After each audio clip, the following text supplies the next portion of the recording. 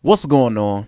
It's Astronaut H, and this is the What More Do You Want Network. Now, in this video, I will be discussing more free agency moves that's been made in this NBA offseason, and that being, this particular team has done so many different moves. I didn't want to make each individual video about said player. So I'm just going to talk about the team as a whole, and that is the Los Angeles Lakers. We're talking about a team that has recently went to the Western Conference Finals, even though being swept by the eventual champion Denver Nuggets. You still have a LeBron James there. You still have an Anthony Davis there. So basically, we know what they want to do is retool and get at least, if not back to the Western Conference Finals, to be in contention in the Western Conference. Now, the first move that they made was really like a shocker to me because I didn't see this player being on their radar, but them acquiring Gabe Vincent, a player who was one of the Miami Heat's better players during the playoffs. He did have some moments where he disappeared, but he was a better outside shooting option for them, especially once Tyler Hero went down. Also, them returning with Austin Reeves, giving him a new deal. He was the Lakers' third best player after Anthony Davis and LeBron James. So that was a no-brainer. They didn't want a Alex Caruso situation to happen again with a guy like Austin Reeves, who has proven that he can, make plays, compete, and be one of the better offensive players for the Los Angeles Lakers. Another player that the Lakers have recently re-signed, also that being Rui Hachimura, who, even after acquiring him from Washington, this move and bringing Rui back had to be done because he's a wing. Number one, he's a wing. He can defend and he can also score. We've seen that in several instances with him and the Lakers in this past season. Another player that the Lakers have acquired is Jackson Hayes, a player who's athletic. He can rim protect, a guy that in his time in the NBA has shown flashes of just, being agile and one of the, I'm not going to say more dominant guys at that position, but somebody you can lean on in his minutes, when given.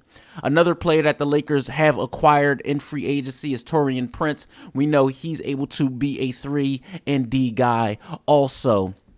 Now, when you look at the moves that the Lakers have made, as opposed to, I don't want to forget them bringing back also D'Angelo Russell. It was a lot of question marks around, do they bring back D'Lo? Are they going to elect to, sign someone else in that role? But you have to look at the market, and you also have to look at who else would be out there at that particular point guard position. They didn't go after Kyrie. They for sure was not going to bring back Russell Westbrook. And Chris Paul went to Golden State. So for the Lakers, you want somebody that's proven and can thrive in that role. Now, in the series, I will say this: in the series versus the Nuggets, D'Angelo Russell did struggle defensively versus Jamal Murray, and I'm curious to see what's going to happen going forward as far as defensive matchups, because the Lakers, that's what it's going to be about. It's going to be about defense as opposed to what they're going to be able to do offensively. Another player that I'm hearing rumblings about the Lakers considering is bringing in Christian Wood, because Rob Pelinka said something to the fact that they want to have Anthony Davis playing more of that 4 role, more of that power forward that he's been used to, and electing to go with another 5 that can stretch the floor so Anthony Davis can go back to his, natural position.